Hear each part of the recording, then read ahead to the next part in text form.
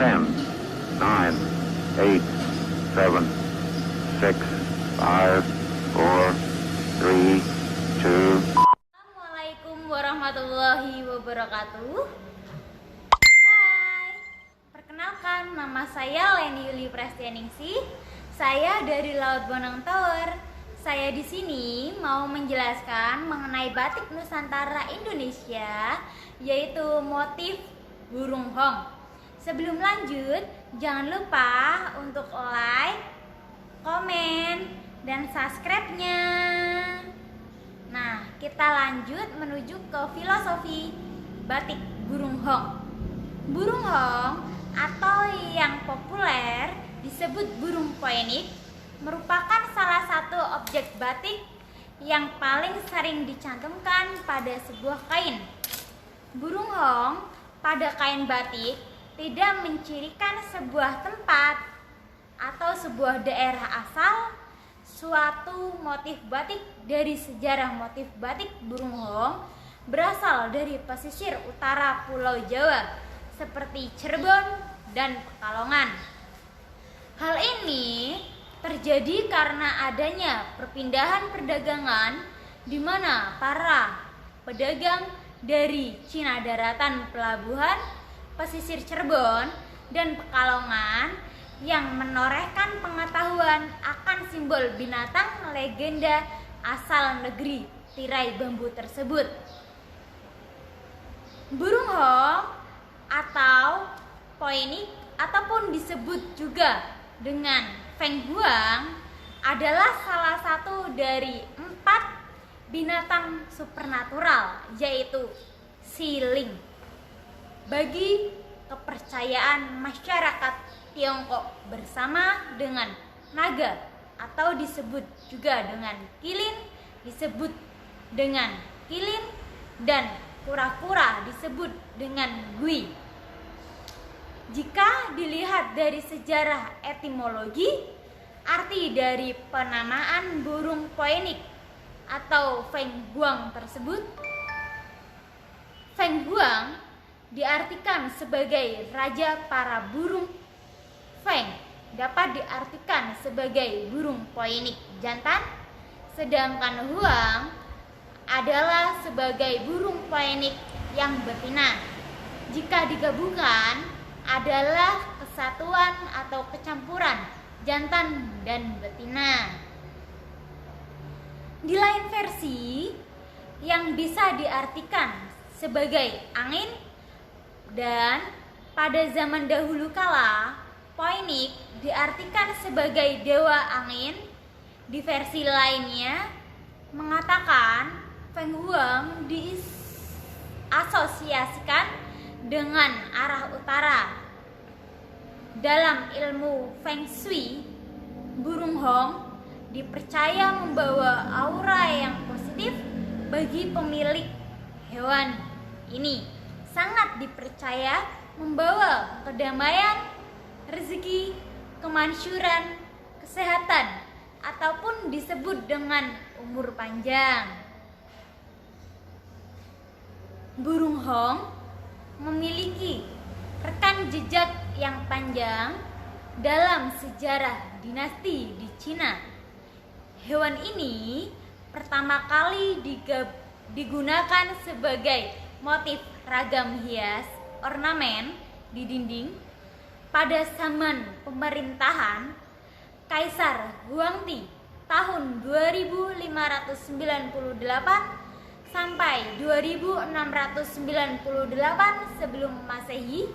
Lalu muncul pemerintahan dinasti Han pada abad 206 sampai 220 Masehi bersama dengan naga.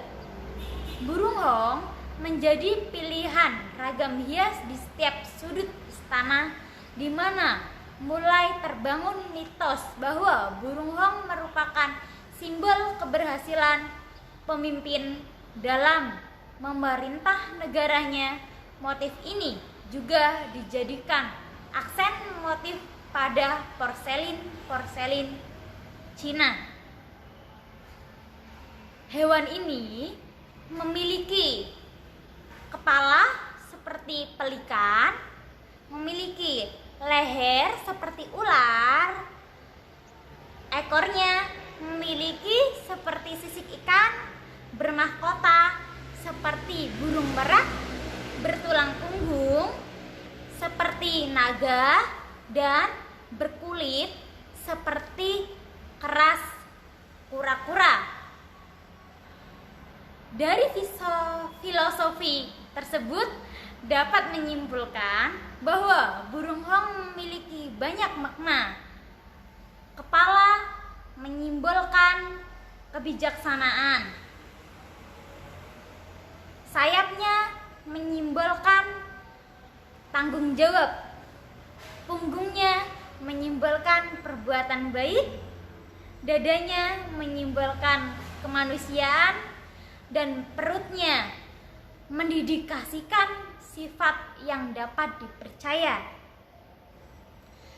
Hal ini yang membuat manifestasi motif burung diaplikasikan pada pakaian dan busana modern saat ini, seperti kain batik, kemeja, ataupun pengantin. Burung hong dimaknai sebagai pasangan jantan dan betina yang ditakdirkan menjadi satu kesatuan ataupun menikah. Dan di sini untuk ukuran kain motif batik burung hong yang saya bawa ini, lebarnya 113 cm dan panjangnya 246 cm. Berikut mengenai bahan batik. Bahan batik sendiri, yang pertama menggunakan kain mori santung. Yang kedua malam, dan yang ketiga zat warna sintetis naphthol indigosol. Yang kedua untuk alat-alat batik. Alat-alat batiknya sendiri, yang pertama ada canting, wajan, kompor kecil, dan ada gawangan serta kuas. Yang keempat itu proses membatik. Proses membatik sendiri itu pertama pengolahan kain mori atau ngentel. Ngentel adalah pencucian mori yang baru dengan tujuan untuk menghilangkan kanji dari pabrik sehingga kain menjadi lemas dan dapat ditembus malam dengan mudah. Yang kedua itu pemindahan pola. Pola batik dari kertas digambar atau dijiplak ke kain menggunakan pensil. Yang ketiga itu ngelowong. Ngelowong merupakan proses peletakan ngalam batik yang pertama. Proses ini dapat menggunakan canting ataupun canting cap. Yang keempat, nembok dan isen-isen. Nembok atau bisa disebut juga dengan ngeblok adalah menutupi bagian yang ingin dipertahankan warna putihnya atau warna setelah pencelupan pertama.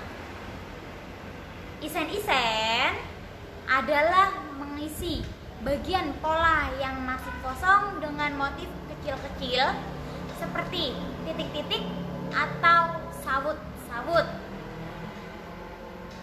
Yang kelima itu proses pewarnaan. Proses pewarnaan ini ada beberapa teknik, diantaranya colet dan celup. Teknik pewarnaan colet merupakan teknik pewarnaan dengan kuas, bisa terbuat dari rotan, bambu, bisa dengan lidi yang dibalut dengan kapas. Zat warna yang biasanya digunakan untuk mencoret adalah rapid, indigosol, dan remasol.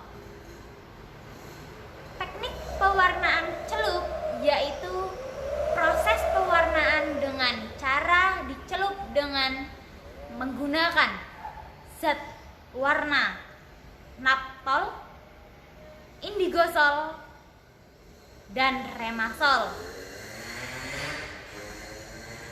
Yang keenam itu bironi.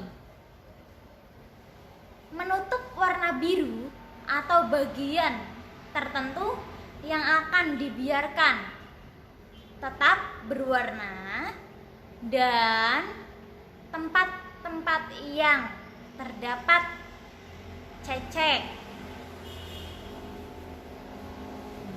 Dan yang ketujuh, cleaning atau granit. Memberi titik-titik pada outline motif utama dengan menggunakan canting ataupun cecek.